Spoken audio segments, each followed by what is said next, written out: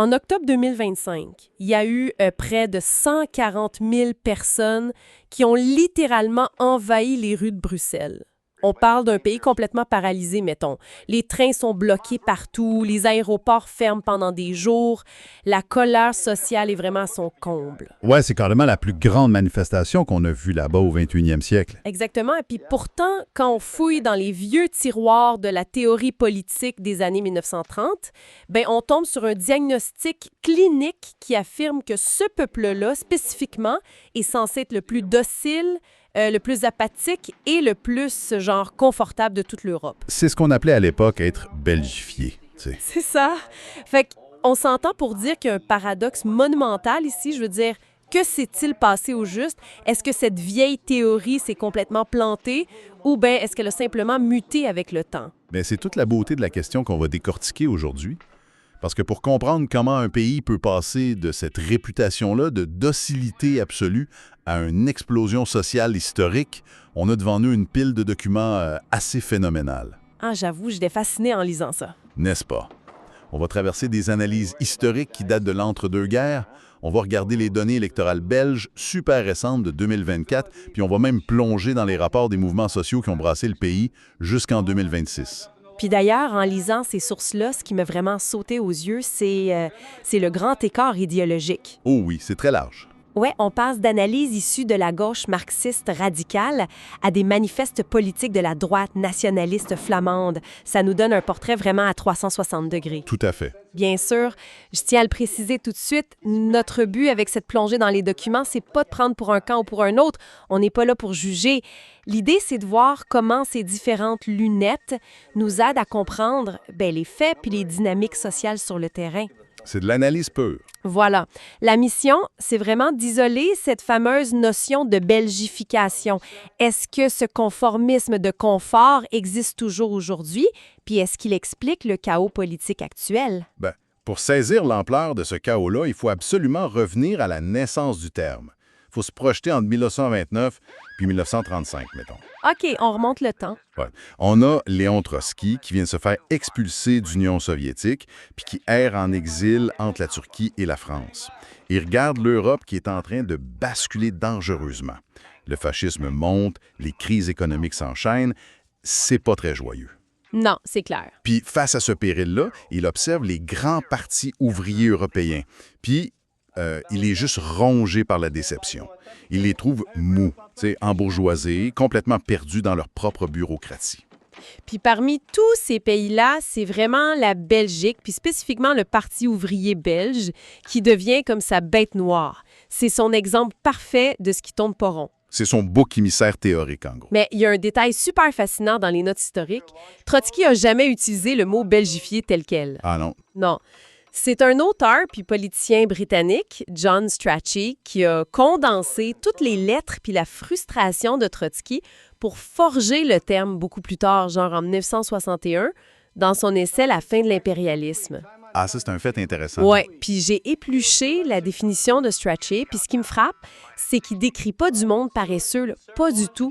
Il décrit des gens terrifiés par le risque, puis complètement dénués de vision. Ben, c'est le cœur du diagnostic, ça. Selon Strachey, la belgification, c'est l'état d'un peuple qui n'est plus ni de droite ni de gauche, ni progressiste ni réactionnaire. C'est comme un renoncement profond, tu sais. Fait qu'au lieu de vouloir changer les choses, ils abandonnent. Exact. Au lieu de chercher à forger son propre destin ou de porter un grand projet de société, on remplace tout ça par une quête obsessionnelle de sécurité individuelle. Wow! C'est le pragmatisme poussé à l'extrême. On veut plus changer le monde, on veut juste s'assurer que le frigo est plein à la fin du mois puis que la pension de retraite est garantie par l'État. Si on veut imager ça, je me dis que c'est un peu comme une start-up, mettons.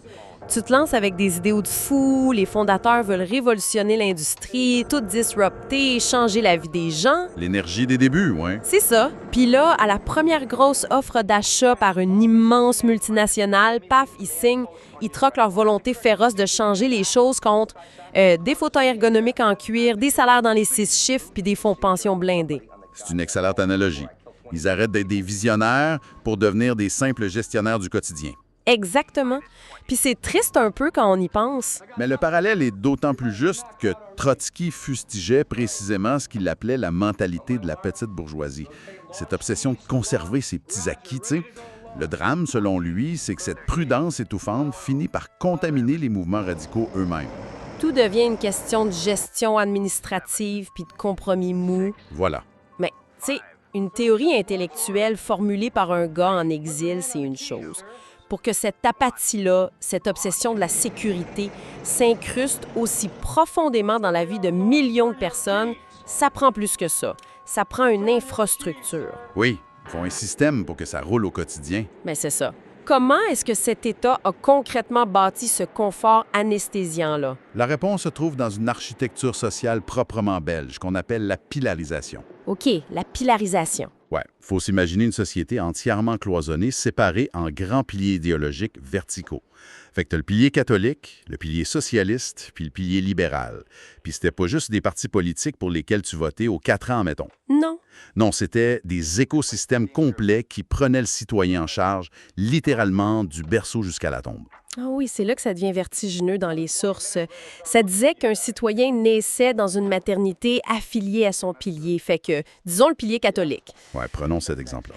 Il allait à l'école catholique, il jouait dans le club de foot catholique, il rejoignait le syndicat catholique, il lisait le journal catholique tous les matins, puis même ses frais médicaux étaient remboursés par la mutuelle de son pilier. C'est une bulle totale. C'est une prise en charge absolue de la vie des gens. Ah ouais. Puis le contrat social en arrière de ça est super clair. On t'offre une sécurité absolue puis un confort matériel sans faille, mais en échange d'une loyauté aveugle envers l'élite qui dirige ton pilier. Fait que tu poses pas de questions. Exact. On maintient la paix sociale par le haut. Les chefs de ces piliers règlent les conflits entre eux à huis clos, dans des bureaux, puis la base, vu qu'elle est gavée de sécurité, elle n'a aucune raison de se révolter. Ça neutralise dans l'œuf toute forme de contestation radicale. C'est bien beau tout ça, un filet de sécurité qui couvre littéralement tous les aspects de la vie humaine, mais ça doit coûter une fortune astronomique à maintenir. Je veux dire, c'est un petit pays, la Belgique. Très petit, oui. L'argent pour financer cette paix sociale-là, ce grand confort absolu, il venait d'où au juste? C'est là que nos documents nous amènent vers un volet beaucoup plus sombre de l'histoire, la colonisation. Ouais, on touche ici à la mécanique financière du système. L'exportation de ce modèle-là au Congo est super fascinante à analyser parce qu'elle est vraiment dénuée des artifices qu'on retrouve ailleurs. Comment ça? Si on regarde l'Empire britannique ou l'Empire français, il y a toujours eu une espèce de tentative de masquer l'extraction des ressources derrière une grande justification idéologique. La fameuse mission civilisatrice, tu sais? Exactement. Mais le colonialisme belge, initié par Léopold II puis ensuite repris par l'État, s'est assumé d'emblée comme une entreprise purement commerciale. C'était du mercantilisme d'État, point barre. Les documents parlent d'ailleurs de la création d'une classe d'évolués au Congo. C'est un concept extrêmement cynique quand on prend le temps de le décortiquer. C'est carrément l'application de la belgification comme une arme de subjugation. L'objectif, c'était pas d'assimiler les populations locales à une grande culture ou à des idéaux de liberté, pas pantoute. Non, ils voulaient juste des gestionnaires. C'est ça, ils voulaient créer des individus qui adoptaient les codes du confort bourgeois matériel européen. Fait qu'on leur offrait un certain standing, des bons emplois de commis, des maisons en briques, mais, et c'est un gros mais, à une condition stricte. Une impuissance politique totale. Exact. On remplace consciemment l'aspiration à l'indépendance par l'ambition de réussite matérielle individuelle. On les achète avec du confort. Ouais, c'est lourd. Mais en même temps, tu sais, il faut quand même se remettre dans le contexte historique européen de l'époque. Puis je me dois de faire l'avocat du diable sur la critique de Trotsky. Vas-y. La Belgique, c'était pas n'importe quel pays, mettons. C'était un État tampon qui venait de se faire broyer par la Première Guerre mondiale. Le pays a subi des ravages inimaginables, une occupation brutale, la famine. C'est vrai, l'impact de la guerre a été dévastateur. Fait que, est-ce que ce système des piliers a vraiment créé cette mentalité craintive-là, ou est-ce que les dirigeants ont juste répondu à un besoin viscéral, c'est presque biologique, de sécurité après un traumatisme national immense? C'est une super bonne question. On a de la misère à blâmer du monde qui ont vécu l'enfer des tranchées, de vouloir juste une mutuelle de santé solide puis une vie paisible. Et c'est une lecture essentielle pour éviter le jugement facile. D'ailleurs, les historiens dans nos documents, puis même Jean Strachey plus tard, ils reconnaissent ça. Cette quête de sécurité, elle n'est pas née d'une paresse innée. C'est pas qu'ils étaient lâches. Non, c'est né d'une impuissance historique. Quand tu es le champ de bataille de l'Europe, tu cherches à te blinder. La sécurité, c'est une réponse directe au traumatisme. Logique. Cependant, l'effet secondaire à long terme de cette architecture-là, il reste le même. C'est une dépolitisation profonde de la population. À force de déléguer la gestion de ton avenir à un système en échange du confort, tu perds la capacité d'imaginer des futurs différents. Puis ça nous amène directement à l'épreuve des faits la plus intéressante de notre analyse, l'année 2024. Parce qu'on peut bien philosopher sur le 20e siècle, mais la vraie question, c'est de savoir si cette architecture-là tient encore debout aujourd'hui face aux crises modernes. Et les chiffres sont clairs, hein? Ça commence à craquer de partout. Ouais, les données d'octobre 2024 sont une illustration parfaite de cette apathie-là. Historiquement, la Belgique obligeait ses citoyens à aller voter, sous peine d'amende. Mais pour les élections communales puis provinciales de 2024, la région flamande a décidé d'abolir ça. Le vote est devenu libre. Et c'est là qu'on voit les dégâts. C'est une chute libre. La participation s'est effondrée à 63,6 %. On parle d'une baisse brutale de 29 points de pourcentage par rapport au scrutin précédent. C'est énorme. Un recul massif, oui. Puis le détail démographique est encore plus révélateur. Ce sont massivement les jeunes de 18 à 39 ans qui ont boudé les urnes. Ah ouais, hein? Ouais. Dès que l'État a retiré la contrainte légale, l'apathie politique qui couvait en dessous s'est manifestée au grand jour. Le confort d'un dimanche à la maison l'a emporté sur le devoir civique, mettons. Puis en parallèle de cette désertion-là des électeurs, il y a un autre phénomène immense dans les données 2024, le renouvellement de la population. Les sources rapportent plus de 175 000 changements de nationalité en un an. Des gens qui arrivent, surtout de Roumanie, de Syrie, d'Afghanistan. Des populations qui fuient des zones de conflits intenses ou de très grande précarité économique, dans le fond. Exact. Puis c'est là qu'on voit la machine à belgifier se remettre en route, d'une certaine façon. Comment ça? Bien, on imagine facilement que ces nouveaux arrivants-là, ils ont une soif immense de paix, de stabilité puis de sécurité matérielle. Ce qui est tout à fait normal. C'est clair. Le fameux filet social belge devient un aimant. Ces nouveaux citoyens sont rapidement intégrés dans ce système de confort-là, puis inévitablement, ils épousent ce même pragmatisme que Trotsky dénonçait à l'époque. Ah, je vois. C'est comme si le cycle se régénérait par la naturalisation, tu veux dire? Exactement. L'observation est super juste. La recherche très légitime de ces nouveaux arrivants vient consolider ce modèle de gestion prudente, puis ça repousse encore l'idée d'un engagement politique plus radical. Par contre, je reviens sur la baisse de participation en Flandre. Je me demande si on ne tire pas des conclusions un peu trop larges, mettons. C'est-à-dire? Bien, est-ce que ça prouve vraiment une apathie générale face à la société ou est-ce que c'est juste un ras-le-bol de la petite politique municipale? Au bout du compte, peut-être que les jeunes de 25 ans, ils s'en foutent juste de savoir qui va réparer le nid de poule au bout de leur rue, tu sais? Ah, mais c'est un excellent point, puis les enquêtes d'opinion viennent nuancer le tableau exactement dans ce sens-là. Un sondage européen de mai 2024 montrait que près de 70 % des jeunes Belges se disaient très motivés à aller voter pour les élections européennes. OK, fait que c'est pas de l'apathie totale? Non, ça démontre qu'il y a un appétit réel pour les grands enjeux. La crise climatique, les droits fondamentaux, l'avenir économique du continent. Fait que ce qu'ils rejettent, c'est vraiment la gestion purement technocratique du quotidien local. Exactement. Ils perçoivent ça comme une politique de boutiquier sans grande vision. Donc, le citoyen moyen se détache de l'engagement classique de proximité. Face à ce vide-là, on s'attendrait à ce que les grandes institutions puis les partis traditionnels essaient de raviver la flamme, de proposer des grands projets de société, tu sais. C'est ce qu'on pourrait espérer, ouais. Mais les sources de 2025 nous montrent tout le contraire. Les institutions, elles, sont plus belgifiées que jamais. Oh que oui. Puis le laboratoire ultime de cette dérive-là, c'est la formation du gouvernement fédéral début 2025. On a une coalition surnommée Arizona, dirigée par Bart De Wever, la figure de proue du nationalisme flamand. Puis les rapports disent que c'est le gouvernement le plus à droite depuis la Seconde Guerre mondiale. Hein? Carrément. Les mesures annoncées sont d'une sévérité rare. On parle de 10 milliards d'euros de coupes budgétaires, du report de l'âge de la retraite à 67 ans, des réductions drastiques en santé. C'est majeur. Ouais. Puis une limitation dans le temps des allocations de chômage. Présenté de même, on dirait juste un virage à droite motivé par une crise économique. Tu sais, un classique de l'austérité. Pourquoi est-ce que les analystes dans nos sources voient ça comme le summum de la belgification? Parce que le virage à droite, en soi, c'est pas ça le fait marquant. Ce qui frappe, c'est de voir qui cautionne ces mesures-là. Ah, OK. Au sein de cette coalition conservatrice, on retrouve un seul et unique parti de gauche, Voorhout, le Parti socialiste flamand. Puis ils acceptent de participer au gouvernement puis de valider ce programme de coupe massive dans le filet social. Ouais, j'ai lu ça, puis j'ai sous les yeux la justification du chef de ce parti, Conor Rousseau. C'est hallucinant. Qu'est-ce qu'il dit? Pour justifier son entrée dans ce gouvernement d'austérité, il déclare publiquement que le clivage n'est plus, je cite, gauche contre droite, mais plutôt constructif contre destructif. Boum. C'est la cristallisation parfaite du diagnostic clinique. Mais oui. C'est littéralement la définition de Strachey qu'on mentionnait au début.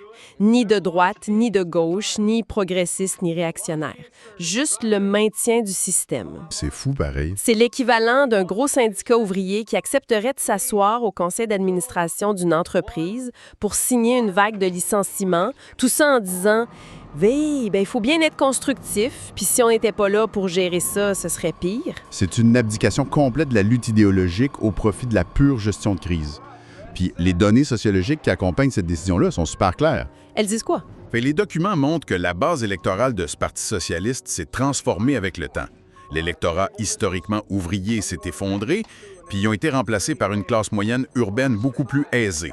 Fait que c'est l'embourgeoisement que Trotsky avait prophétisé. En plein ça. Le sommet de la pyramide est complètement belgifié, la confiance populaire envers le politique chute à 22 %, puis le compromis règne en maître absolu. Fait que, rendu là, on pourrait se dire que le dossier est bouclé.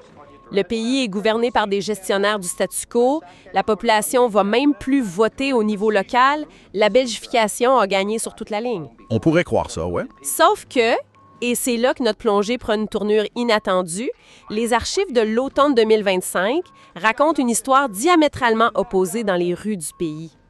Un événement majeur vient faire exploser toute cette belle théorie de la soumission. C'est le grand paradoxe belge moderne. Au moment même où les institutions sont au sommet de leur pragmatisme, la base sociale s'enflamme. Ouais, hein? En réponse aux annonces de la fameuse coalition Arizona, le pays vit une série de grèves générales qui paralysent tout. Puis on en vient à ce mois d'octobre 2025 avec les 140 000 personnes qui déferlent à Bruxelles. On s'entend que du monde qui marche par centaines de milliers pour bloquer l'économie, ça ressemble pas pantoute à une population apathique sur son canapé. Loin de là. Puis cette colère-là, elle se traduit politiquement aussi.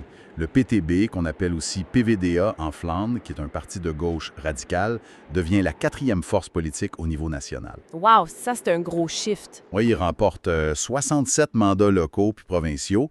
Leur discours est sans équivoque. Ils dénoncent la capitulation de la gauche traditionnelle, puis ils refusent de participer au consensus de l'austérité. Il y a d'ailleurs une scène décrite dans les rapports qui semble tout droit sortie d'un film. Ça se passe quelques mois avant, le 1er mai 2025, à Saint-Nicolas en Flandre, pour la fête des travailleurs. Ah oui, cette journée-là. T'as d'un côté le chef de Fourette, le Parti socialiste, qui s'apprête à entrer dans la coalition, puis de l'autre, le leader du grand syndicat socialiste flamand, la FGTB. Puis ils défilent ensemble. Ouais, côte à côte comme le veut la vieille tradition de leur pilier. C'est l'unité de façade. Mais oui, parce qu'au moment de prendre le micro, c'est le choc frontal, devant la même foule. Le leader du parti demande au syndicat d'arrêter les grèves pour être, constructif. Ouch! Puis le syndicat réagisse comment? Le leader syndical prend le relais, puis il qualifie le gouvernement auquel participe ce même parti de gouvernement de démolition sociale. Directement de même. Direct de même. On assiste en direct à la fracture. Le sommet du pilier s'est embourgeoisé pendant que la base se radicalise. C'est littéralement la fin du modèle classique des piliers dont on parlait tantôt. La loyauté aveugle, elle n'existe plus. Puis ça m'amène à une grosse réflexion sur la théorie de Trotsky. Je pense qu'il y avait un immense angle mort dans son analyse de la psychologie humaine. Qu'est-ce que tu veux dire? Il voyait l'amour du confort matériel comme un poison qui rendait les gens dociles pour toujours. Mais ce qu'il n'a pas anticipé, c'est que ce confort-là, quand on essaye de te l'arracher, ça devient un carburant explosif. Ah, c'est tellement vrai. C'est hyper logique, mettons. C'est précisément parce que les citoyens tiennent à ce filet de sécurité-là, c'est parce qu'ils refusent l'austérité brutale qui menace leurs acquis, qu'ils descendent dans la rue. Le désert de sécurité, c'est pas juste une anesthésie.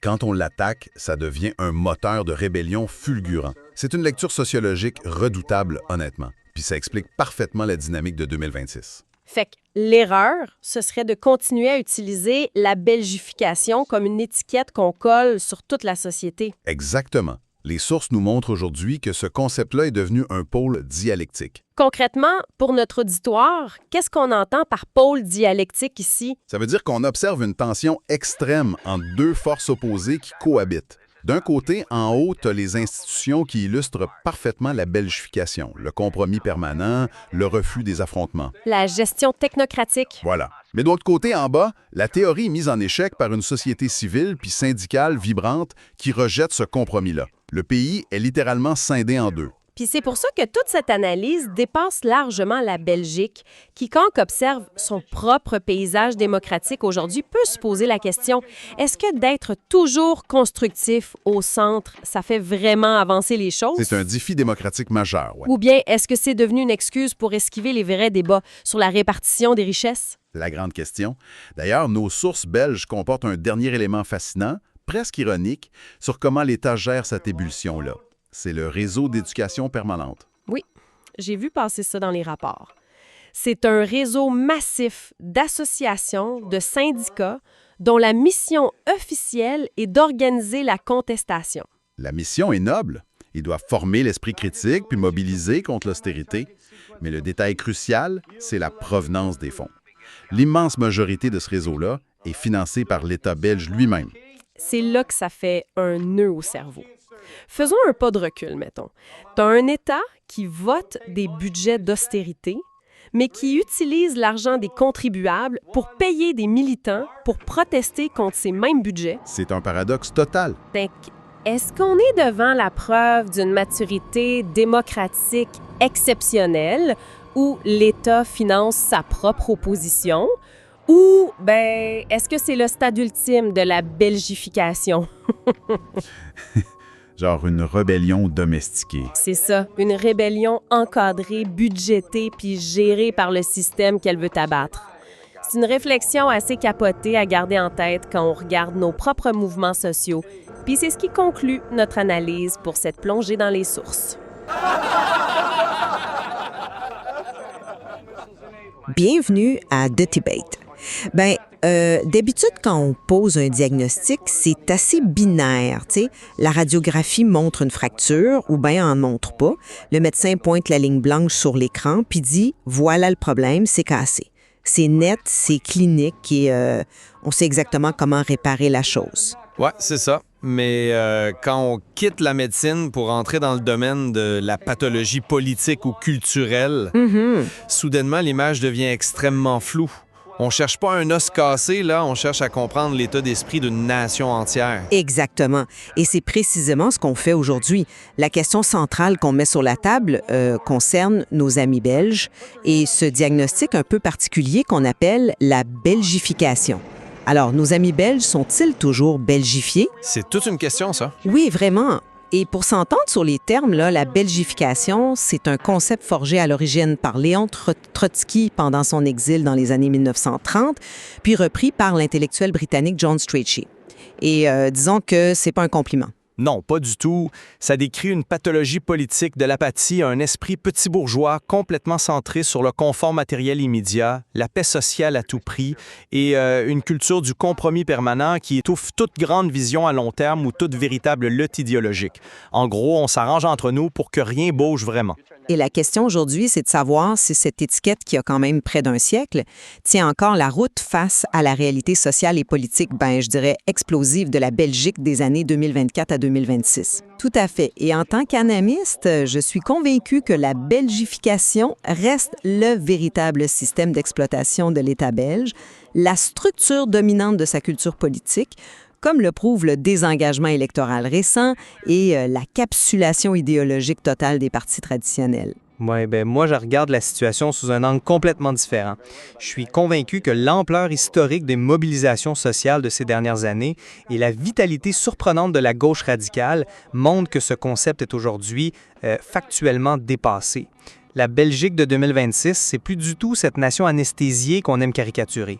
Pour voir si ce diagnostic de l'anesthésie tient la route, il faut regarder le moteur même de l'État-lor. Regardons la formation de la fameuse coalition gouvernementale Arizona au début de l'année 2025. Pour ceux qui nous écoutent, on l'appelle Arizona à cause des couleurs des partis qui rappellent le drapeau de cet État américain. Donc, on parle d'une alliance de la droite, des nationalistes flamands et du centre, avec pour seul véritable objectif de faire passer une cure d'austérité brutale de 10 milliards d'euros. Ouais, un virage à droite assez sec. Vraiment sec. Or, qui on retrouve au sein de cette coalition pour lui donner une caution sociale? Le Parti socialiste flamand Vooruit. Et écoutez bien comment Conor Rousseau, la figure de proue de ce parti, a juste ici de s'allier à la droite dure. Il a déclaré publiquement que le clivage politique n'est plus, et je cite, « entre la gauche et la droite, mais entre les constructifs et les destructifs ». Ben, tu sais, c'est une pirouette rhétorique assez classique de gestionnaire politique pour justifier un virage au centre. Faut pas non plus... Mais c'est bien plus lourd de sens que ça. C'est l'incarnation littérale de la prophétie de Trotsky. Si on dit que l'axe gauche-droite n'existe plus, on dit que l'idéologie est morte. On réduit la politique à de l'administration comptable. Un peuple belgifié, selon Trotsky, n'est plus ni de droite ni de gauche. Il est juste obsédé par le pragmatisme budgétaire. Et pour voir comment cette apathie se traduit chez les citoyens, regarde la Flandre. En octobre 2024, le gouvernement flamand a aboli le vote obligatoire pour les élections locales. Qu'est-ce qui s'est passé le jour du scrutin? La participation s'est effondrée à 63,6 %. C'est la démonstration froide que dès qu'on enlève la menace d'une amende légale, le citoyen belge moyen décroche de la sphère publique pour tourner à son barbecue et à son confort privé. OK, je te l'accorde. Tu décris l'architecture institutionnelle et le comportement d'une certaine frange de l'électorat local, soit. Mais l'action politique s'arrête pas aux portes du Parlement. C'est sûr, mais... Attends, et la vitalité démocratique se mesure pas seulement les dimanches d'élections locales. Réduire la Belgique à une nation apathique repliée sur elle-même, c'est faire complètement abstraction de la vague de mobilisation sociale, la plus intense que le pays ait connue au 21e siècle. Tu parles des grèves? Oui, exactement. Tu regardes le cynisme des urnes, je t'invite à regarder ce qui se passe dans la rue. L'agitation syndicale de façade, ça fait partie intégrante du folklore belge. Ça change en rien la structure du pouvoir, là. Folklore? On parle pas de folklore ou de petites marches dominicales, voyons. Les chiffres parlent d'eux-mêmes, là. On a vu une manifestation historique de 140 000 personnes en octobre 2025. Ouais. On parle de grèves générales de 72 heures qui ont mis le pays complètement à l'arrêt, les aéroports fermés, les ports bloqués, le trafic ferroviaire paralysé. L'économie entière a été suspendue. Et pour revenir à ton point sur le Parti socialiste Vooruit et son chef Conor Rousseau... Oui, qui s'est rallié à la droite. Exact, mais il faut regarder la fracture inédite qui s'est produite au sein même de la famille de gauche à ce moment-là. Historiquement, le syndicat et le parti marchent main dans la main, tu sais. C'est vrai. Mais le 1er mai 2025, le président du grand syndicat socialiste, la BVV, Bert Englaraar, a pris le micro pour qualifier le gouvernement Arizona de gouvernement de démolition.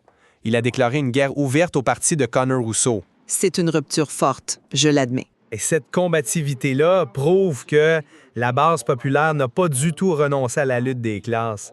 La belgification, par définition, c'est le consensus mou. Ce qu'on observe en 2025 et 2026, c'est l'inverse, c'est une polarisation radicale. Je comprends tout à fait la fascination pour ces grandes démonstrations de force. Mais il faut faire la distinction entre un spasme de colère momentané et une véritable santé démocratique. Un spasme? 140 000 personnes, c'est un spasme? Tu vois un réveil politique dans ces grèves, oui. Mais moi, je regarde les indicateurs de fond. Regardons les données de l'Institut de statistique wallon, l'IWEPS. La confiance des citoyens envers les partis politiques s'est effondrée à un plancher catastrophique de 22 %. C'est pas une colère constructive qui cherche à bâtir un nouveau projet de société, ça?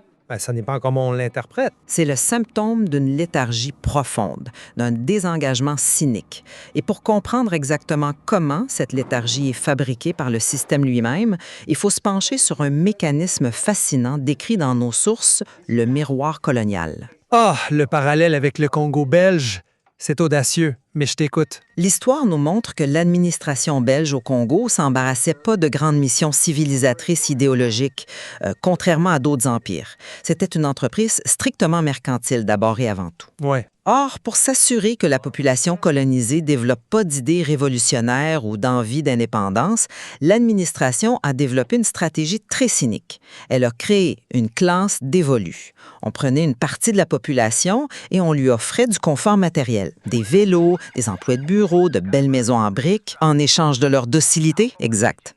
Le marché était simple. Prenez le confort et, en échange, oubliez toute ambition de liberté politique. Eh bien, je suis certaine que l'État-providence belge moderne agit exactement comme cette machine de neutralisation, mais sur ses propres citoyens. Sur sa propre population? Oui.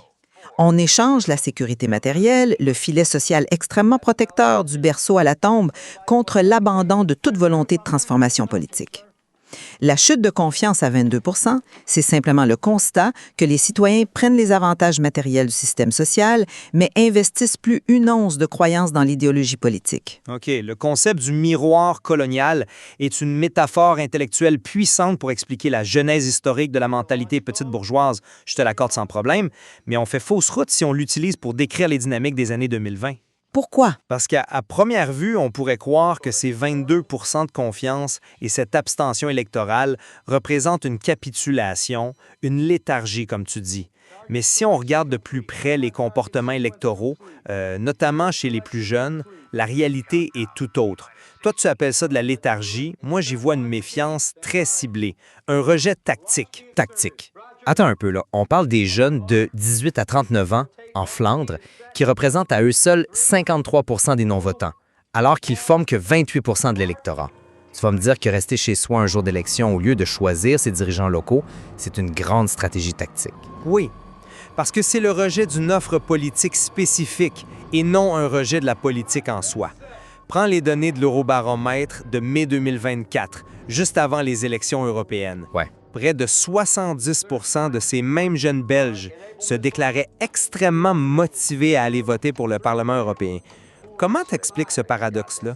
Pourquoi un jeune de 25 ans bouderait l'élection de son maire en octobre, mais se mobiliserait fortement pour l'Europe en juin? Bien, la portée est différente, c'est sûr. La réponse est simple. Ils rejettent le format étriqué de la gestion communale. Le management de voisinage sans aucune vision idéologique, ça les intéresse pas.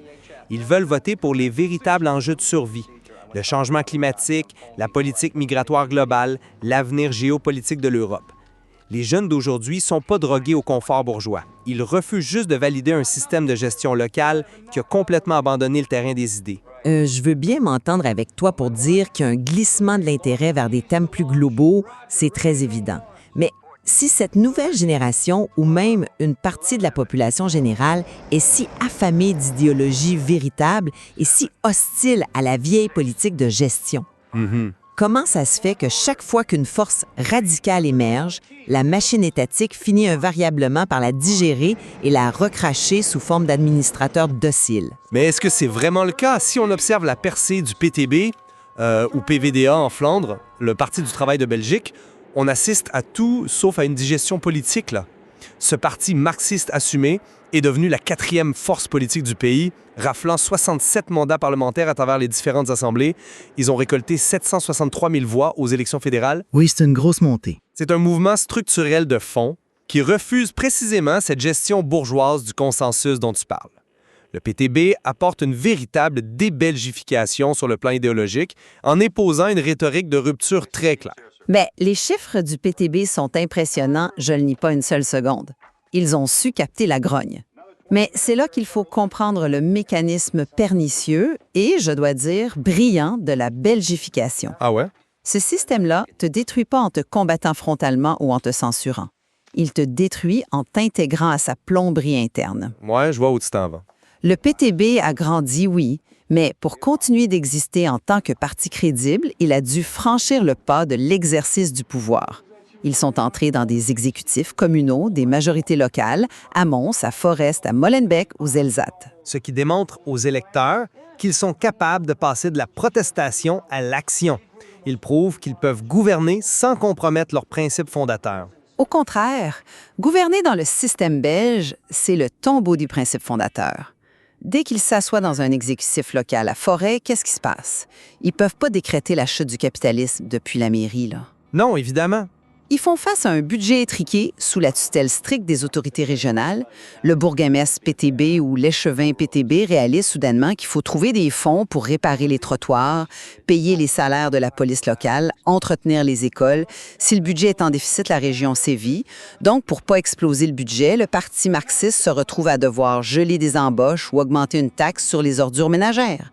La mécanique administrative municipale vient complètement désarmer leur idéologie. Ouais. Et c'est là que la fameuse métaphore de la diagonale du parallélogramme prend tout son sens. Ouais, tu fais référence à l'image empruntée à la physique pour décrire les coalitions gouvernementales. Exactement. Imagine deux vecteurs en physique classique. Tu as une force radicale qui tire de toutes ses forces vers la gauche, disons, avec une puissance de 500 newtons, et tu as une force conservatrice qui tire de toutes ses forces vers la droite. Dans le système institutionnel belge, en particulier au niveau fédéral, avec son scrutin proportionnel et ses divisions linguistiques, on laisse jamais une force l'emporter sur l'autre. Faut toujours faire des compromis. Toujours, on les oblige à s'attacher ensemble. Pour former un gouvernement, il faut assembler 5, 6, parfois 7 partis différents. Quel est le résultat physique de ces forces opposées qui doit faire avancer le même bloc? C'est la diagonale du parallélogramme. Tiré de tous les bords, perd toute son inertie et s'approche irrémédiablement de zéro. Zéro mouvement, zéro grande réforme. Les institutions belges sont biologiquement programmées pour diluer toute radicalité, même celle d'un parti marxiste ascendant, jusqu'au point mort. Je dois admettre que l'image du parallélogramme est redoutable pour expliquer la lenteur et la paralysie des gouvernements fédéraux. Je suis forcé de l'admettre. Mais encore une fois, tu commets l'erreur de réduire l'espace de la politique au seul espace de l'État et de ses institutions. Ah, et tu la trouves où, ta radicalité, d'abord? Si tu cherches la radicalité qui échappe à ce fameux zéro mathématique, elle se trouve pas au Conseil des ministres. Elle bouillonne dans ce qu'on appelle, en Belgique, la société civile. L'écosystème belge de l'éducation permanente, c'est un phénomène presque sans équivalent en Europe. L'éducation permanente, attends, on parle du tissu associatif, là. Faut pas se raconter d'histoire, là. Comment un réseau d'associations pourrait court-circuiter l'hégémonie de l'État? C'est pas qu'un tissu associatif classique qui distribue de la soupe, là. C'est une véritable infrastructure intellectuelle organisée. Prends des structures comme le MEM, le Mouvement ouvrier chrétien, ou des espaces alternatifs et autogérés comme Barricade à Liège. Ce sont des lieux qui organisent activement la résistance contre l'hégémonie néolibérale. Ils forment les citoyens. Ils publient des théories critiques sur la fabrique de l'impuissance. Ils refusent ouvertement ce qu'ils appellent la social-démocratie domestiquée et mettent en lumière les dérives de l'austérité du gouvernement Arizona. On parle pas de gens qui subissent la diagonale du parallélogramme, là. On parle d'une ligne de front culturelle qui déconstruit en temps réel le narratif de la classe dirigeante. C'est le contraire d'un peuple belgifié et endormi. Bien, je vois très bien le romantisme derrière cette vision de la résistance par le monde associatif, là. Mais si on enlève les lunettes roses un instant puis qu'on regarde concrètement le fonctionnement de cet écosystème d'éducation permanente, comment ce vaste réseau survit-il financièrement à la fin du mois?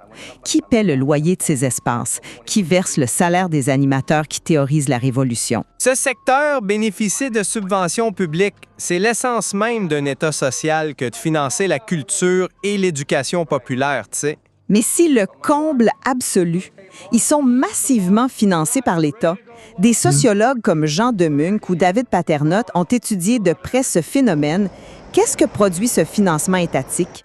Il engendre une contestation qui devient, je cite les termes analytiques, ritualisée, consensuelle et pragmatique. L'État subventionne littéralement sa propre opposition. C'est une vision très cynique. Pense une seconde, là. L'État paie des gens pour le critiquer à condition qu'ils remplissent correctement leur formulaire de demande de subvention avant le 31 mars. C'est l'aboutissement macabre de la belgification. On prend la lutte des classes, la colère viscérale de la base, et on la transforme en une simple ligne Excel dans le budget du ministère de la Culture. Ouais, mais... Les associations dépendent organiquement, financièrement, de l'État qu'elles prétendent vouloir renverser. La critique est tolérée par le pouvoir tant qu'elle respecte la chorégraphie rassurante du rituel de subvention.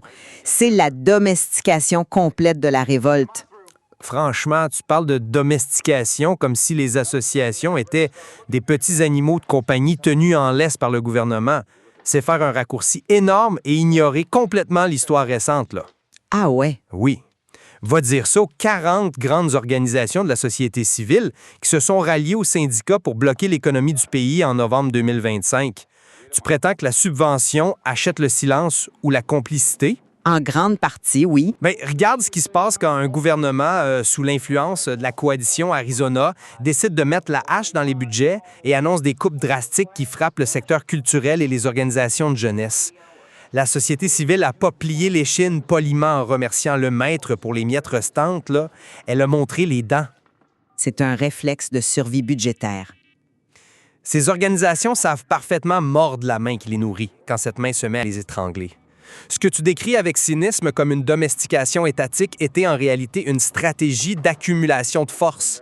L'État a cru acheter la paix sociale avec ses subventions, oui, mais en réalité, la société civile a utilisé cet argent public pendant des décennies pour bâtir l'infrastructure même de la résistance qui a explosé en 2025. Intéressant. Bon, nous voilà revenus au point de tension fondamental de notre discussion. Si je devais tirer la synthèse de notre échange, je dirais que malgré l'agitation impressionnante dans les rues et les grèves paralysantes que tu as si bien décrites, la mécanique interne du pays donne toujours raison au diagnostic de Trotsky. La belgification n'est pas morte, elle a juste évolué. L'embourgeoisement sociologique des bases électorales socialistes en Flandre, où la recherche de la sécurité l'emporte sur l'idéologie de gauche, en est la preuve. L'abstention massive dès qu'on lève l'obligation légale de voter démontre que l'engagement démocratique était très artificiel. Ouais. Et cette dépendance ombilicale de la société civile aux subsides de l'État montre que la prudence petite bourgeoise règne toujours. La diagonale du parallélogramme politique belge tire inéluctablement les forces vives du pays vers l'immobilité du zéro mathématique. De mon côté, je maintiens mon approche. Je suis certain que le concept de belgification formulé par Trotsky reste un formidable outil dialectique pour identifier les forces conservatrices et les réflexes d'inertie du système. Mais sans servir comme diagnostic définitif de la Belgique de 2026, c'est jeter le bébé avec l'eau du bain, tu sais. C'est ça notre grand désaccord. Exactement. Parce qu'une société capable de rassembler 140 000 personnes pour défendre son modèle social et de geler son appareil logistique par des grèves n'est pas une société engourdie. Quand on voit le monde syndical briser son alliance historique avec le Parti socialiste flamand au nom de la défense des travailleurs face à l'austérité, ça prouve une chose essentielle. Il existe encore des lignes rouges idéologiques intransigeantes. Les Belges n'ont pas sacrifié toutes leurs convictions sur l'autel du confort douillet. Pourtant, je dois dire, il y a une ironie historique fascinante qui se dégage de cette période-là. Un point de convergence qu'on ne peut pas ignorer. Tu penses au rôle paradoxal de la coalition Arizona dans ce réveil-là? Exactement. La coalition Arizona, avec son obsession comptable, représentait un peu l'apogée d'une belgification institutionnelle froide, dénuée de toute vision sociale, purement gestionnaire. Tout à fait. Mais c'est précisément l'excès de cette austérité punitive qui a provoqué l'électrochoc. En allant trop loin dans les coupes budgétaires, en menaçant de détricoter les pensions et les allocations sociales, le gouvernement a menacé ce fameux confort petit bourgeois qui garantissait la paix sociale. Et ce faisant, par accident total, le système s'est court-circuité lui-même, créant les conditions de la débelgification foudroyante du pays. C'est le mouvement dialectique dans toute sa splendeur. En voulant imposer le compromis absolu par la contrainte budgétaire, le pouvoir a rallumé la poudre de la lutte des classes. L'anesthésie a provoqué le sursaut du système nerveux. Vraiment, ce qui nous indique à quel point la machine politique belge est complexe et souvent contre-intuitive. Il reste énormément d'aspects passionnants à décortiquer sur la réalité de ce pays, notamment la façon dont ce réveil social interagit avec les fractures linguistiques historiques entre francophones et néerlandophones, ce qui pourrait sans doute occuper des heures de discussion. Oh que oui! Mais pour aujourd'hui, on va laisser nos auditeurs peser les arguments et forger leurs propres opinions sur l'état de la résistance belge. Une chose est sûre, la société belge de la fin des années 2020 refuse catégoriquement de se laisser enfermer dans une simple caricature intellectuelle du siècle passé. Oui. On a commencé par l'image de la radiographie d'une nation.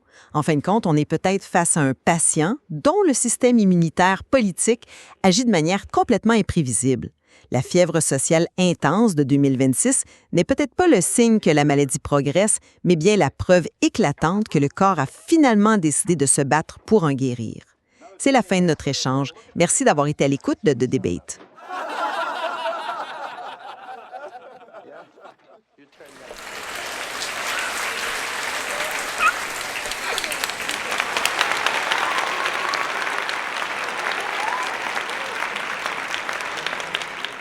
Welcome to the debate. Vous savez, quand les ingénieurs conçoivent un gratte-ciel dans une zone à forte activité sismique, mettons comme à Tokyo ou à Taïwan, ils n'essaient pas de le rendre rigide au point de défier la nature. Ce serait carrément une erreur fatale. Ah non, c'est clair. La rigidité, ça casse tout de suite. Exactement. Ils intègrent plutôt ce qu'on appelle des amortisseurs harmoniques. Ce sont d'immenses balanciers, genre des sphères d'acier qui pèsent des centaines de tonnes, puis c'est caché en plein cœur de la structure. L'idée, c'est que quand la terre tremble, le bâtiment ne résiste pas bêtement. Il ondule, il bouge avec le séisme. L'amortisseur absorbe l'énergie cinétique, dans le fond. C'est ça. Ça empêche la structure de casser. On sacrifie l'immobilité pure pour garantir la survie de l'édifice au complet. Et c'est une image qui s'applique parfaitement, je trouve, à la question de l'État et de la société civile qu'on va aborder. L'amortisseur, c'est le mécanisme institutionnel qui encaisse la violence pour éviter l'effondrement social. Absolument. Puis aujourd'hui, on transfère cette belle logique d'ingénierie directement au monde politique. On va observer une société fascinante qui est capable d'absorber des secousses idéologiques, linguistiques puis sociales massives, tout ça sans jamais s'effondrer ni sombrer dans la guerre civile. Mais quand on regarde ce mécanisme-là de très près, l'interprétation devient beaucoup plus trouble. On ne sait plus trop si on regarde un chef-d'œuvre de maturité constitutionnelle ou au contraire une espèce de structure molle qui a perdu toute son ambition morale. Ouais. Aujourd'hui, on plonge au cœur d'un concept politique vraiment captivant, une exploration de multiples perspectives sur ce qu'on appelle la belgification. La belgification, oui, et je tiens à préciser tout de suite qu'on ne parle pas juste d'une vague idée théorique, là. C'est vraiment un phénomène qui est ancré dans l'histoire et la sociologie. C'est l'art de gérer la fameuse chose publique, mais ça soulève une question fondamentale sur la nature même de ce que ça veut dire être un citoyen engagé. Fait que la question centrale de notre confrontation d'idées d'aujourd'hui, elle est là. Est-ce que cette tendance à tout négocier, à tout diluer dans le compromis, est-ce que c'est une forme d'apathie politique, un abandon des grands idéaux, ou est-ce que ça représente la forme la plus sophistiquée de maturité politique? Mon point de vue là-dessus est assez clair. Je soutiens que la belgification, c'est un triomphe absolu du pragmatisme. C'est une mécanique de survie qui garantit la stabilité collective. Et moi, je m'inscris totalement en faux contre cette lecture un peu angélique, on va se le dire. Je soutiens et je suis convaincue que cette dynamique-là, c'est avant tout un processus d'anesthésie politique. C'est une machine redoutable qui prend la colère légitime citoyenne puis qui la réduit à une simple quête, bien souvent résignée, du confort matériel individuel. Ouais. Pour asseoir ma perspective, j'aimerais qu'on retourne à une source de l'intérieur, mettons. Je pense aux mémoires d'André Molitor qui ont été publiées en 1984.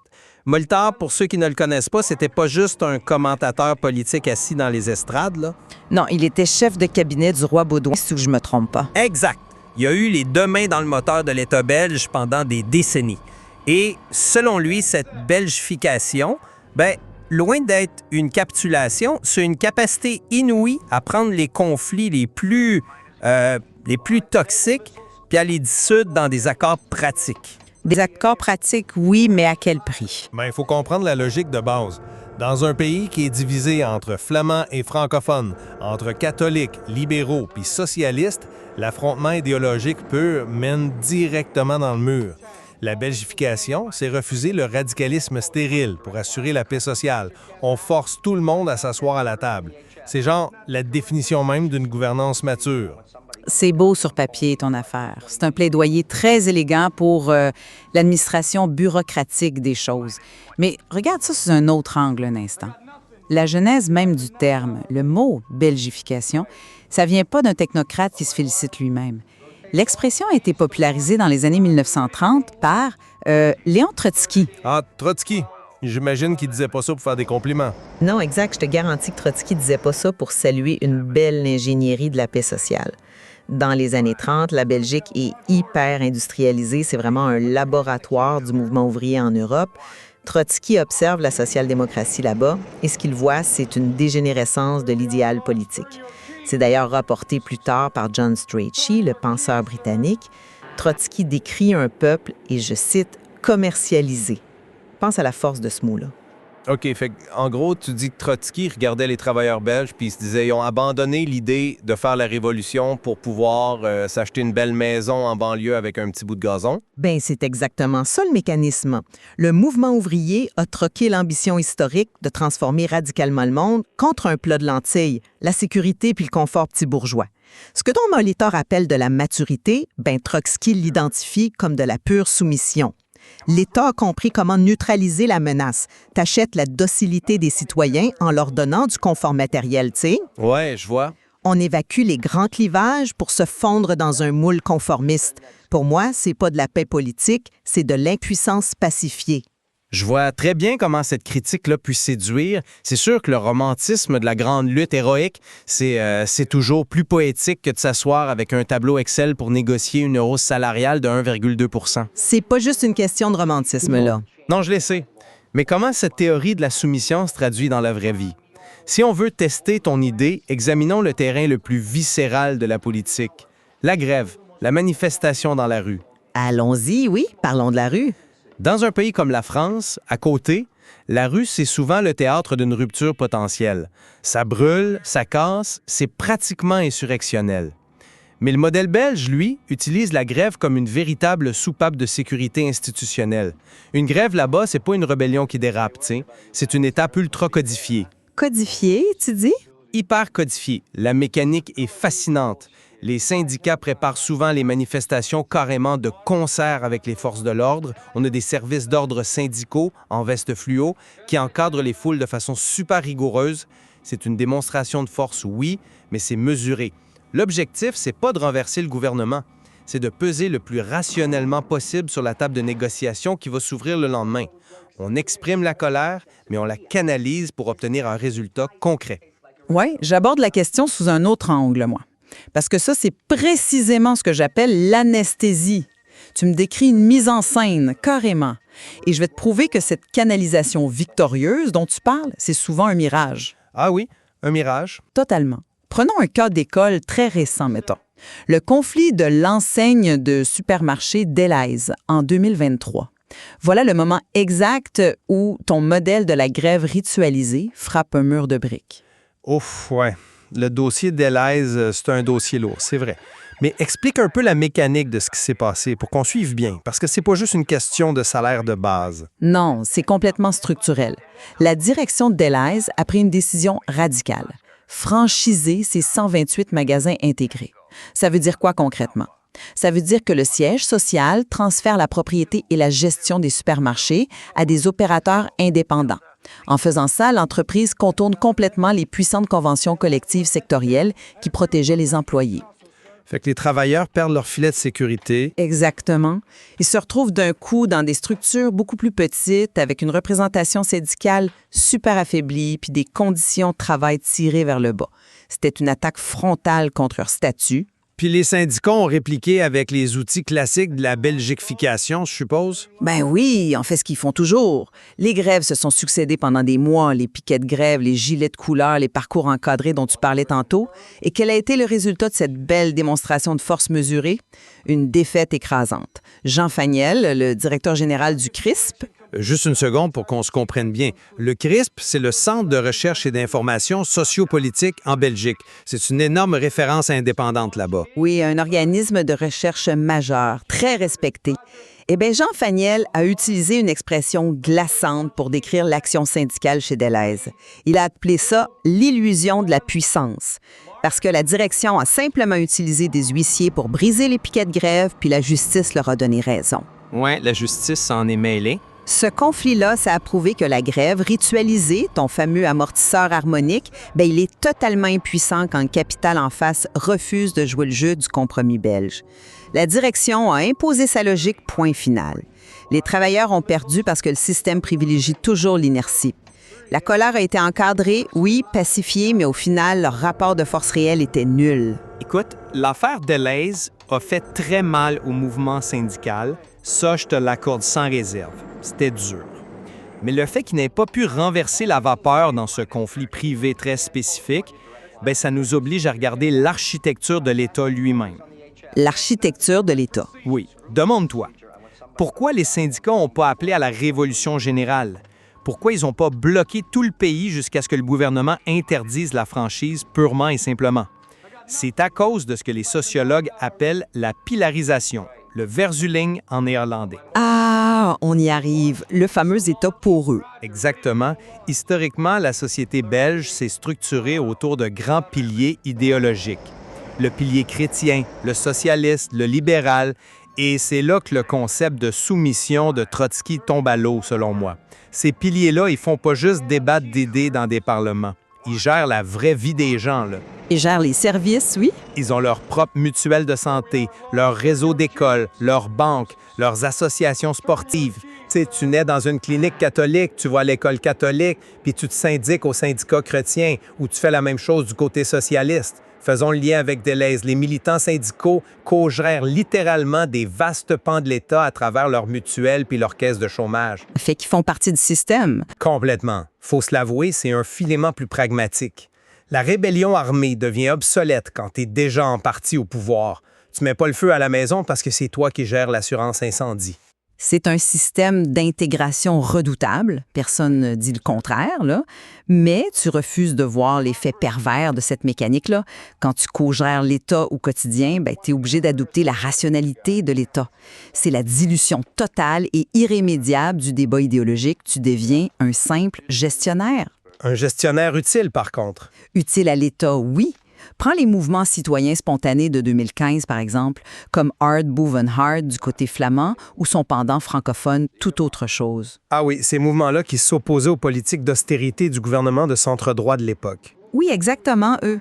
Ils ont émergé précisément en dehors des partis et des syndicats traditionnels pour briser ce consensus mou et voulaient proposer un changement de paradigme, une vision presque utopique de la société. Et qu'est-ce qui s'est passé? Ils se sont fracassés contre l'épaisse force d'inertie de ton modèle de concertation. Le système est tellement verrouillé par les piliers qu'une pensée politique hors du cadre étouffe littéralement. Mais le système les a écoutés, non? Il y a des canaux pour ça, justement, des tables de concertation. Et comment? Parlons-en des canaux. Le meilleur exemple de cette anesthésie, c'est le système belge de l'éducation permanente. C'est censé être le joyau de la vie associative.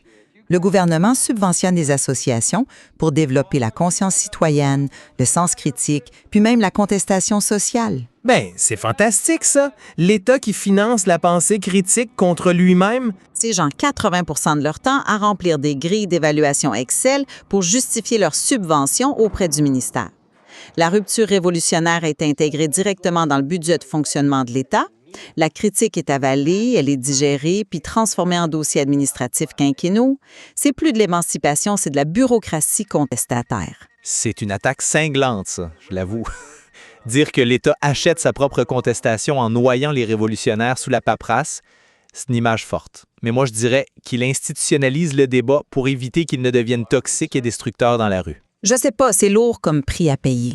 Peut-être. Cela dit, il y a un toss décisif pour notre débat en ce moment. Si ce modèle est si bien huilé, s'il absorbe la contestation avec autant d'élégance technocratique, comment tu expliques ce qui se passe récemment? Le COVID-19, l'inflation galopante, la crise énergétique, ce sont des chocs qui testent la limite absolue de l'amortisseur. Mais je veux te dire exactement ce qui se passe. Le modèle, il déraille. Le masque tombe. Ton fameux gratte-ciel sur amortisseur, c'est bien mou en théorie. Mais si les fondations du bâtiment sont en train de pourrir à cause de l'inflation, ton amortisseur ne sert plus à rien, pantoute. L'immeuble s'effondre quand même. Ah, tu me retournes ma propre métaphore. Bien joué. Faut bien. Regarde l'actualité institutionnelle et la profonde lassitude politique, surtout avec l'approche des élections de 2024. L'architecture tremble de partout.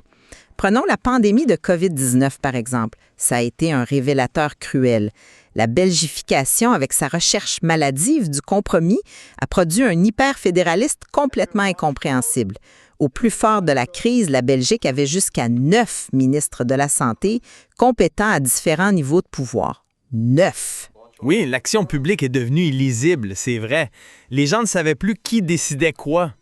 Mais bon, c'était chaotique partout dans le monde, pas juste en Belgique, tu sais. Oui, mais là-bas, ça a accéléré l'effondrement électoral des partis traditionnels qui portaient le modèle de la belgification depuis toujours. Si les gens étaient si contents de leur compromis mou, on n'assisterait pas à la montée fulgurante des extrêmes. Je parle du PTB et du Vlaams-Bellan. Exactement. D'un côté, tu as le PTB, le Parti du travail de Belgique, l'extrême gauche, qui renoue avec une rhétorique de rupture brutale, presque marxiste classique. Et de l'autre côté, en Flandre, tu as le Vlaams Belang, l'extrême droite nationaliste, qui veut carrément dynamiter la Belgique et rejette ce qu'ils appellent l'immobilisme de la Belgique de papa. Les tensions régionales montent, oui. Les Wallons fustigent un parti socialiste qui se juge embourgeoisé, puis des Flamands en ont marre des transferts financiers vers le sud. Le message des électeurs est clair. Le confort matériel que promettait le système, il ne suffit plus à acheter leur docilité. Ton grand compromis est à bout de souffle? C'est un point fascinant, mais je le formulerai autrement. Tes données électorales sont exactes. La montée des partis radicaux est indéniable. Mais je pense que tu analyses mal le symptôme. Tu vois le vote pour le PTB ou les nationalistes comme une volonté de rupture idéologique pure, comme si les gens voulaient soudainement brûler le système. Parce que c'est le cas. Ils votent pour les extrêmes. Mais regarde de plus près le véritable enjeu central de la conflictualité aujourd'hui en Belgique. Qu'est-ce qui met des dizaines de milliers de personnes dans la rue actuellement? C'est la loi de 1996 sur la compétitivité et le maintien de l'indexation automatique des salaires. Mais ça prouve mon point. C'est purement économique, ça. Attends, il faut qu'on explique la mécanique de cette loi-là parce qu'elle est au cœur de tout le débat. La Belgique, c'est une économie d'exportation. Pour éviter que les produits belges ne deviennent trop chers par rapport à ceux de la France, de l'Allemagne ou des Pays-Bas, la fameuse loi de 96 plafonne l'augmentation des salaires.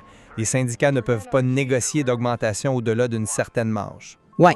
Mais en même temps, la Belgique est l'un des très rares pays au monde où les salaires sont indexés automatiquement sur l'inflation. Si la vie coûte 10 % plus cher, ton salaire augmente de 10 %. Ce qui crée, on va se le dire, un casse-tête infernal pour les employeurs avec l'inflation qu'on a connue récemment. Exactement. Le patronat hurle à la perte de compétitivité puis veut réformer l'indexation. Et les syndicats, eux, sont dans la rue pour exiger la modification de la loi de 96 pour pouvoir négocier de vraies augmentations au-dessus de l'index. Et c'est ça la lutte ultime de l'heure. C'est pas la dictature du prolétariat, là. C'est la préservation du pouvoir d'achat. Je vois où tu veux en venir. C'est ce qui prouve que le confort matériel que tu méprises tant, il reste le ciment absolu de cette société.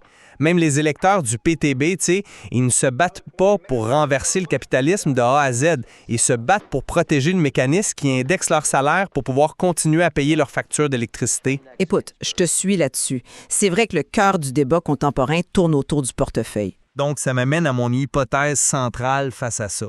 Ces nouveaux partis politiques prétendument radicaux, est-ce qu'ils ne finiront pas, eux aussi, par être complètement irrémédiablement belgifiés dès la seconde où ils auront de vraies responsabilités? C'est la grande question, oui. Dès qu'ils feront face aux impératifs du pouvoir partagé, des coalitions obligatoires en Belgique, ils vont devoir mettre de l'eau dans leur vin. Le modèle de la belgification n'est pas mort, loin de là. Il est simplement en train d'assimiler ces nouveaux détracteurs comme il le fait depuis un bon siècle. C'est une théorie très plausible. L'histoire politique européenne, elle est pleine de partis radicaux qui se sont institutionnalisés une fois au pouvoir.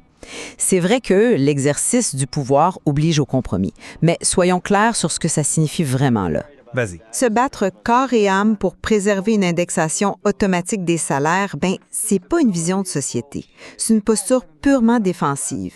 C'est un réflexe de survie économique. Et c'est très exactement ce que je pointe du doigt depuis le début de notre échange. L'absence d'idéal. Exact. La belgification, ça crée une politique qui est vidée de sa substance idéologique. Les citoyens ne se comportent plus comme les créateurs d'un monde nouveau, mais comme de simples gestionnaires résignés de leurs affaires courantes. L'horizon politique se rétrécit de plus en plus. On ne se définit plus par les idéaux qu'on veut atteindre, mais exclusivement par les avantages acquis qu'on refuse de perdre. Pour moi, c'est le triomphe absolu du statu quo. Mais ce statu quo, au bout du compte, garantit qu'on ne plonge pas dans les abîmes de la guerre civile politique, ce qu'on voit menacer d'autres grandes démocraties aujourd'hui, mettons. La paix sociale à tout prix. Ouais. En somme, au terme de ce débat, je maintiens mon cap. La belgification, oui, c'est lourd, c'est lent, ça génère une bureaucratie complètement ubuesque avec ses innombrables gouvernements puis ses fonctionnaires qui font des tableaux Excel, on est d'accord. Mais ça demeure un rempart extraordinairement sophistiqué. Dans une société multi-identitaire, traversée par des clivages linguistiques et sociaux aussi vertigineux, ce pragmatisme-là n'est pas de la lâcheté ni de l'apathie. Moi, je dis que c'est de la haute ingénierie de survie. Et moi, je continuerai de soutenir que cette survie s'achète à un prix exorbitant sur le plan moral et civique, le prix d'un vide idéologique profond. À force de diluer les désaccords dans des tables rondes infinies et de subventionner la contestation, on transforme l'énergie politique en conformisme pur. C'est un risque, oui. Minima, pour ne fâcher personne, le système empêche la résolution des grands défis structurels. On gère le déclin avec douceur, mettons, mais on décline quand même. C'est clair que nos perspectives vont rester en tension. L'interprétation morale de cette recherche incessante de compromis dépend vraiment de la valeur qu'on accorde respectivement à la paix sociale d'un côté ou à la pureté idéologique de l'autre. Cependant, je crois qu'on converge de manière assez évidente sur un constat d'urgence aujourd'hui. Ah oui, lequel? La mécanique même de la belgification est sous une pression historique inédite en ce moment. Absolument oui. Parce que, on l'a bien vu en parlant de la loi de 96 et de l'indexation, le système repose tout entier sur une promesse non écrite entre l'État et le citoyen. Une espèce de garantie tacite. La garantie du fameux confort belge, le droit de vivre bien, de consommer, d'avoir accès à de bons soins de santé grâce à son pilier. Exact. Si l'État assure ce filet de sécurité matérielle-là, les citoyens acceptent la lenteur et l'opacité du système. Ils acceptent au fond de se faire belgifier. Ce qui nous ramène directement à notre métaphore du début. L'amortisseur harmonique dans le gratte-ciel fonctionne à merveille tant que l'acier et le béton de la structure de base tiennent le coup. La belgification absorbe les chocs politiques parce qu'elle distribue de la richesse. Mais la vraie question qui tue, elle est là. Ouais. Que va devenir cette résilience-t-il? Que restera-t-il de l'art du compromis à la belge si les crises énergétiques, les défis climatiques et l'inflation prolongée viennent détruire ce filet de confort matériel? Si le gâteau à se partager rétrécit drastiquement, est-ce que le grand compromis se transformera en guerre ouverte? C'est une question que nous laissons à la réflexion de tous ceux qui nous écoutent. C'est tout le temps qu'on avait pour cette discussion. Merci d'avoir exploré ces perspectives avec nous et à très bientôt. Imagine la scène, on est dans les années 30, l'Europe est en pleine ébullition, les tensions économiques sont vraiment à leur comble, et on a Léon Trotsky, le célèbre révolutionnaire communiste, qui est en exil. Ouais, une période super instable. Tellement.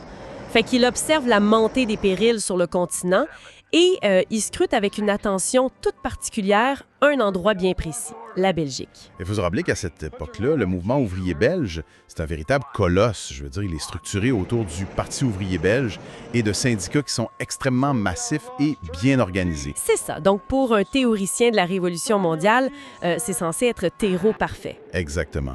Il s'attendait à voir le grand soir se produire là-bas. Sauf que ce qu'il voit le rend littéralement furieux. Au lieu de prendre les armes ou de renverser le capitalisme, il voit des travailleurs qui négocient, des gens qui s'arrangent avec le patronat pour obtenir des meilleures conditions. Et de cette frustration viscérale, il va forger une insulte cinglante. L'accusation de la belgification. Précisément. Il accuse les travailleurs belges d'être commercialisés, d'être victimes de la belgification. Et c'est là-dessus qu'on se penche aujourd'hui dans notre analyse en profondeur. On va expliquer ce concept-là, la belgification, de manière super simple, surtout pour quiconque étudie en sciences politiques. C'est un concept fondamental. Et on s'appuie sur des rapports du CRISP, le Centre de recherche et d'information sociopolitique, et sur plusieurs analyses historiques pour bien le décortiquer. Et juste avant d'aller plus loin, une petite mise au point. On va aborder toutes sortes de courants politiques aujourd'hui, du socialisme au nationalisme flamand, en passant par des mouvements de gauche et de droite.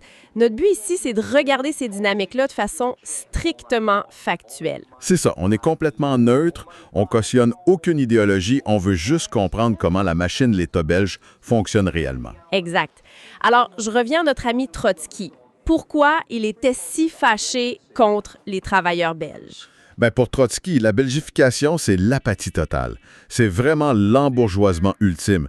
Dans le fond, c'est l'abandon de l'idéal révolutionnaire au profit exclusif du confort matériel. Fait qu'ils ont préféré un bon salaire à la révolution. C'est exactement ça. Il estimait que le mouvement ouvrier s'était laissé acheter, que le radicalisme avait été complètement dilué dans la sécurité personnelle. Il parlait d'un esprit petit bourgeois avec beaucoup de mépris d'ailleurs.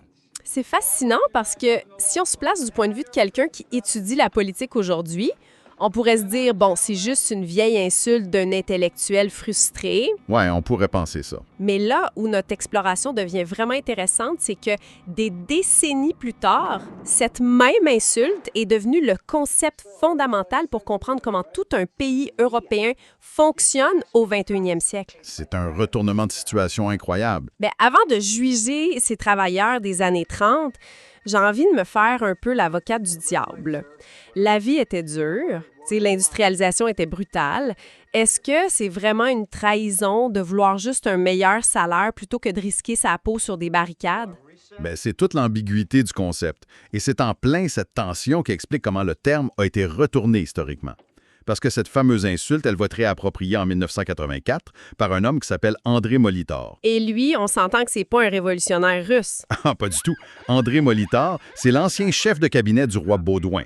C'est l'incarnation même du sommet de l'appareil d'État belge. OK, fait que là, le commis de l'État par excellence prend l'insulte de Trotsky puis il en fait quoi? Il en fait un éloge monumental dans ses mémoires. Là où Trotsky voyait de la soumission puis de la lâcheté, ben Molitor, il voit une force incroyable.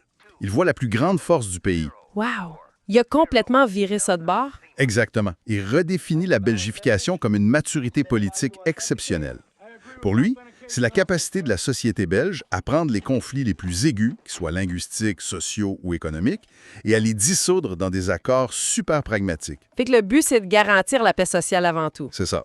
On évacue les grands drames pour trouver un compromis qui marche pour tout le monde. Au fond, c'est comme si on traitait quelqu'un de profondément plate, genre terriblement ennuyeux puis prévisible, puis que la personne répondait ben merci du compliment, c'est grâce à ça que ma maison passe jamais au feu. Commune s'embrase. La belgification, c'est pas l'absence de conflit, c'est vraiment l'art de neutraliser son potentiel destructeur. Ce qui m'amène à me poser une question très concrète. Parce que neutraliser un mouvement radical, ça se fait pas par magie avec 2 ou 3 belles paroles. Ça demande une ingénierie sociale de fou. Ah, c'est une mécanique très précise. Comment la Belgique s'y prend concrètement pour que des mouvements de contestation qui pourraient tout casser décident finalement de s'asseoir puis de prendre un café avec l'adversaire? Pour comprendre ça, il faut regarder le moteur secret du système, ce que les sociologues appellent la pilarisation. Ou verzoulienne en néerlandais. OK, la pilarisation. Ça ressemble à quoi sur le terrain? Mais historiquement, la société belge s'est pas construite autour d'un État central hyper fort, comme en France par exemple. Elle s'est structurée sur des piliers idéologiques qui sont presque hermétiques. Principalement 3 piliers, donc le chrétien, le socialiste puis le libéral. Mais on s'entend que quand tu dis pilier, on parle pas juste d'aller voter pour un parti de temps en temps, là. Non, c'est beaucoup plus profond que ça. Le pilier prend en charge les gens du berceau jusqu'à la tombe. Concrètement, tu nais dans une maternité de ton pilier, tu vas à l'école de ton pilier, tu as tes loisirs là-bas. Ah ouais, toute ta vie est organisée autour de ça? Exact. Et tu travailles avec le syndicat du pilier, tu mets ton argent à la banque de ton pilier, puis tu as ta mutuelle de santé avec eux aussi. C'est vraiment une vie en vase clos. Mais c'est quoi le rapport direct avec la neutralisation des conflits sociaux? Le rapport est super simple. Parce que ces immenses structures-là gèrent des pans entiers de la société, comme les écoles et les hôpitaux, elles deviennent en quelque sorte l'État. L'État belge est hyper poreux, il est co-géré par ces piliers-là. OK, je commence à comprendre. Fait que quand une colère monte chez les travailleurs, les leaders syndicaux vont pas chercher à renverser l'État parce qu'ils gèrent eux-mêmes une grosse partie de cet État-là. Ah, c'est brillant. Tu peux pas brûler le ministère si c'est ton propre syndicat qui administre le budget de la santé juste en haut. Tu te ferais faire toi-même. Précisément. On fait pas la révolution contre son propre portefeuille. Et ça nous amène à un détail dans nos sources qui illustre cette folie institutionnelle d'une façon assez spectaculaire. C'est le système de l'éducation permanente. Ouais, ça, c'est la partie où on entre dans une dimension presque surréaliste. Tu vas devoir bien l'expliquer parce que quand j'ai lu ça, j'ai cru qu'il y avait une erreur de frappe. C'est clair que ça surprend souvent les gens de l'extérieur. En Belgique, une énorme partie du milieu associatif, de l'activisme militant et même de la contestation sociale est directement subventionnée par l'État. Attends un peu. Tu es en train de me dire que des groupes radicaux ou des comités citoyens qui organisent des manifs contre le gouvernement reçoivent des chèques du gouvernement? Ben oui. Le système est tellement bien huilé qu'il finance sa propre critique. En institutionnalisant la contestation, en lui donnant un budget avec des critères puis des formulaires à remplir, l'État canalise la colère. Fait que la rébellion devient juste un emploi de bureau avec des renditions de comptes. C'est la boucle parfaite de la belgification. La contestation est absorbée et gérée administrativement. C'est un niveau de cynisme puis de génie politique que je trouve incroyable, surtout si on compare cette approche-là à la tradition française de rupture sociale.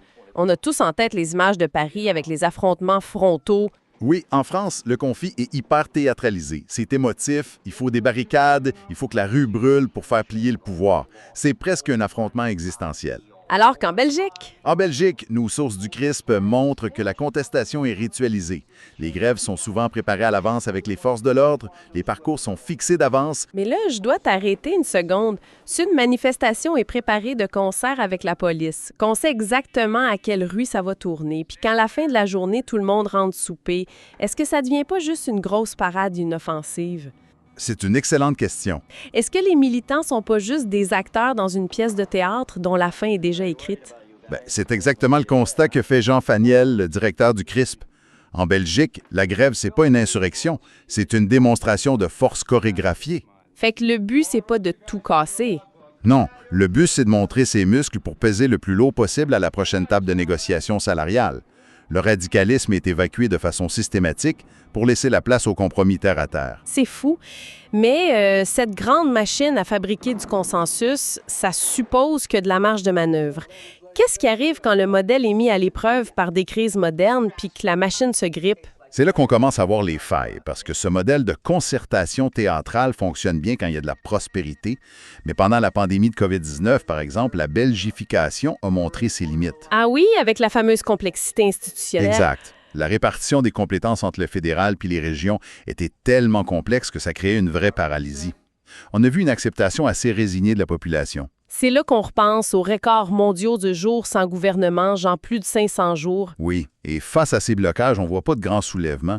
Les gens retournent à leur vie privée et à leur confort. Fait que c'est une forme de résignation. Il y a quand même eu des moments récents où ça a chauffé. Les sources parlent d'un conflit majeur en 2023 avec les supermarchés Delhaize. Pourquoi c'est vu comme un tournant, ce dossier-là? Parce que là, le rituel habituel a cassé. L'enseigne Delhaize a décidé de franchiser tous ses magasins intégrés. En gros, ils ont transféré les employés vers des patrons indépendants. Ce qui détruit leurs conventions collectives puis leurs acquis sociaux, j'imagine. Complètement. C'était une déclaration de guerre pour les syndicats. Et pendant des mois, il y a eu des grèves hyper dures. Les syndicats ont vraiment essayé de sortir de leur rituel pour faire un vrai blocage économique. Et comment l'entreprise a pu s'en sortir face à ça? C'est là que la force d'inertie du système frappe. Au lieu de négocier, la direction est allée en justice. Ils ont obtenu des ordonnances pour interdire les piquets de grève, au nom de la liberté de commerce. Oh, wow! Fait qu'ils contournent la grève légalement? Oui, et ils envoient des huissiers de justice. Si tu bloques la porte, tu te prends des milliers d'euros d'amende par jour. C'est l'étranglement direct. C'est clair que tu peux pas tenir une grève si ça te met en faillite personnelle. Fait que le système a imposé le fait accompli. Jean Faniel parle de l'illusion de la puissance des syndicats belges. Sur papier, ils sont forts, mais dans les faits, le cadre légal les écrase. Fait que si la capacité de bloquer disparaît, c'est quoi leur dernière ligne de défense pour maintenir le confort matériel? C'est le maintien de l'indexation automatique des salaires. C'est le dernier grand rempart. OK. Rappelle-moi comment cela marche concrètement. En gros, quand l'inflation monte, les salaires montent automatiquement pour suivre le coût de la vie. Pas besoin de négocier. C'est un avantage énorme par rapport aux autres pays. Mais en même temps, si la lutte ultime des syndicats aujourd'hui, c'est juste de préserver le pouvoir d'achat via une formule d'indexation, ils proposent plus aucune nouvelle vision de société. Tu vois où ça mène? Ben oui, Trotsky avait pas tout à fait raison finalement. 90 ans plus tard, l'horizon est resté strictement économique puis matériel. C'est l'ironie de l'histoire. L'idéal politique est aplati. Et ce blocage-là, ce vide-là, engendre énormément de frustration aujourd'hui. Mais ce qui est captivant, c'est que la façon de critiquer la belgification est complètement différente selon qu'on est au nord ou au sud du pays. Ah oui, la fameuse ligne de faille entre la Flandre et la Wallonie. Regardons du côté francophone d'abord. En Wallonie, comment le terme y est perçu? En Wallonie, le concept est utilisé comme une arme par les mouvements régionalistes ou les rattachistes. Ceux qui veulent que la Wallonie rejoigne la France. Exact. Ils utilisent la belgification pour taper sur le Parti socialiste francophone.